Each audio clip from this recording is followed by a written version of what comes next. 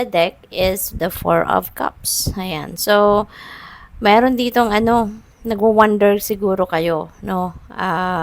Leo, maybe you're wondering kasi baka nagko-compare kayo, nakikita ninyo yung kaibahan ng sitwasyon ninyo versus sitwasyon ng ibang tao, no? Maybe there is someone dito na napapansin ninyo na bakit siya, 'di ba, very successful, bakit siya ganun ang sitwasyon sa trabaho, sitwasyon sa pamilya, ganun.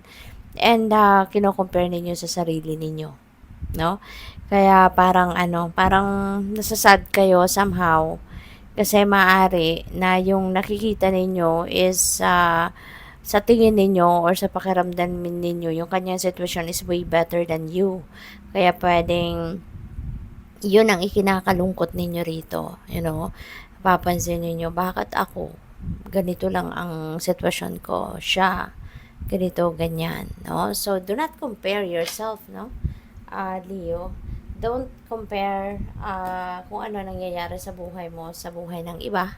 Always remember na may kanya-kanya tayong path na dinadaanan. Kaya, we are all unique. Hindi po pwede na magkakaparehas tayo. Kasi iba-iba tayo ng timing, iba-iba tayo ng sitwasyon, iba-iba tayo ng approach sa buhay. Kaya, mas magandang mag-focus kayo sa sarili ninyo. Focus on what you can do to prosper, to progress. Focus on yourself, no? Tignan ninyo kung anong meron kayo. Yun ang ipagpasalamat ninyo, no? Kung ano yung blessings na meron kayo.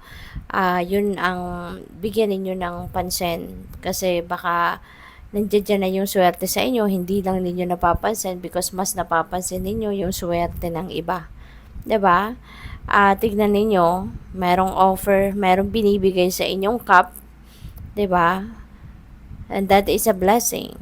Pero hindi ninyo yan napapansin kasi nga dito kayo nakatingin, no? Tinitignan ninyo, ay konti lang yun sa akin, yun sa kanya marami. 'Di ba? Siya progressive, ako hindi, 'di ba? Yung ganon. So, focus on yourself kasi lahat tayo, no, we are all entitled for the abundance of the universe. We are all entitled for the blessings, no? Na universe. Kaya minsan lang, 'di ba? Baka hindi niyo talaga ito napapansin, hindi niyo tinitignan yung kung ano ang para sa iyo kasi mas nakikita ninyo yung kung ano ang para sa iba, no? Kaya nalulungkot kayo kasi akala ninyo wala kayo, 'di ba?